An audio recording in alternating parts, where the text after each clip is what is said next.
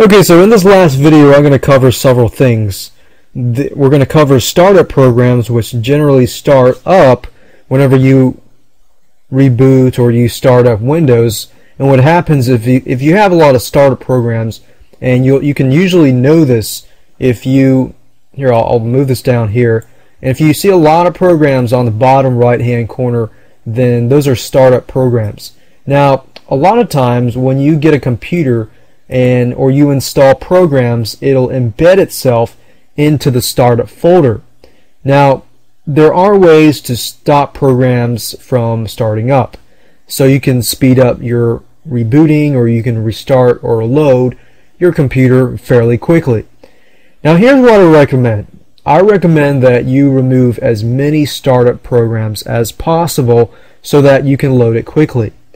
And if you need something to run later on, then yeah, of course, run that program later on. Now all the little icons that you saw earlier at the bottom right are actual programs that I need to be run in the beginning, like my virus software, spyware software, firewall software, and things like that. But other than that, I would recommend just making sure that those do not load in the beginning. So the question is, how do you remove those programs from your startup process? Well, if I click on Start at the bottom left here, and then I go here and then I click on All Programs, and I'll just move my cursor here so you can see it a little better. All Programs.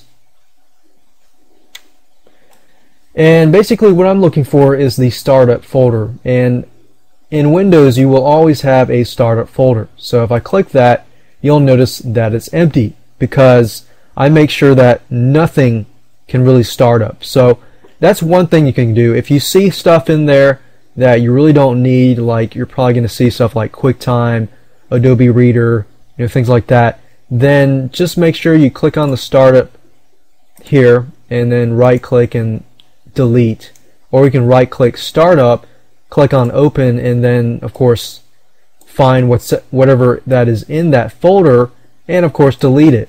Now you can see that mine is empty. Now some startup programs will not appear in that folder and they'll be hidden so that they'll start up elsewhere. So another thing you can do is, if you have Spy Sweeper, as you can see here, Spy Sweeper does offer an opportunity or an option for you so that you can basically remove those startup programs. So let's see here, if I go to Shields and Startup Programs and I click on this button here, I can basically see all the programs that will automatically start. Okay, so this is a pretty brand new computer and I haven't actually really looked at this section yet, but I do need Zone Alarm to load. I don't need Windows Media Player to load. Windows Defender comes along with Windows, so that kind of helps with spyware too. So you kind of have two layers of spyware protection, so I'm going to leave that. Java, I do need that. This is my graphics card, this is Spy Sweeper. And if you don't know what it is, probably best to leave it as is, but there's some things you really don't need. Like audio, you need that. QuickTime, I don't need that to load automatically. Google Update, I don't need that to load automatically. And CS4, I don't need that. Other than that, I need the rest, and I click that. And one thing you can do is, if you click on that, you can click on Alert Me for all startup item changes, or Alert Me only for suspected spyware and virus changes to startup items. So you could either do that, or you could get alerted every time somebody wants to insert itself into the startup menu, because anytime you install a program, a lot of those programs will embed itself into your startup menu. Some of them won't, but some of them will. So if you click on that, you can pretty much choose and decide whether it'll show up in your startup menu as well. The nice thing about Spy Sweeper is it doesn't just start sweeping spyware, it does a lot of other stuff too. So that's good. And I'm going to close this down. The next thing I want to talk about is defragging your computer. If you don't know what defragging is, it's basically a way for your computer just to kind of free up some space. So if I click on all programs and I go to accessories, usually it really depends on your computer. It can be in accessories, it might not be, it might be in another place like administrative tools, and it doesn't look like it's there either.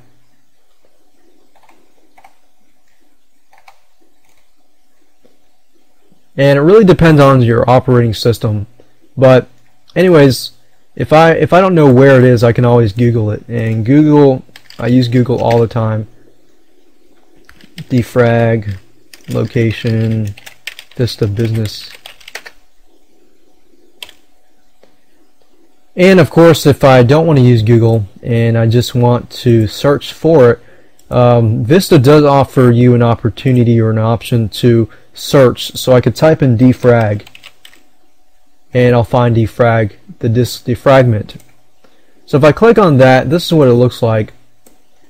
And I can click on defrag now if I want to do that, but I won't. But this is just available for you if you want to defrag your computer. So that's another thing in addition to removing your startup programs. And of course, lastly, the other option you have is, of course, to buy more RAM. Now, the question is, does your computer actually have more RAM, or does it have more slots where you can actually put more RAM? Most of you, when you buy a computer, let's say from Dell or from other places, most of you will have two slots where you can put your RAM chips. And if you don't know anything about RAM, then I recommend you go to an electronics store and see if they can upgrade it for you, because if you only have 512 megs of RAM and you have an extra slot and you can't upgrade to a 1 gigabyte of RAM, then that 1 gigabyte of RAM can make so much of a difference. Or let's say you're using Vista and you only have 2 gigs of RAM, which is minimal to running Vista. And if you can increase that, and if your operating system does allow you to increase that, then go ahead and do that. Now, if you don't know anything I'm talking about, all you have to know is that if you can buy more RAM, add more RAM to your computer, then great. But that's something you're going to need to find out by going to the electronics store and finding out if you can do that.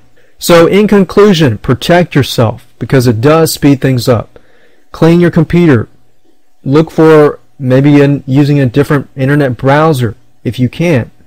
And clean up your startup programs and use internet cleaners and do these little things. And I guarantee you that it'll definitely speed up a little more. Some of you might see a very, very slight difference, but some of you might see a drastic difference.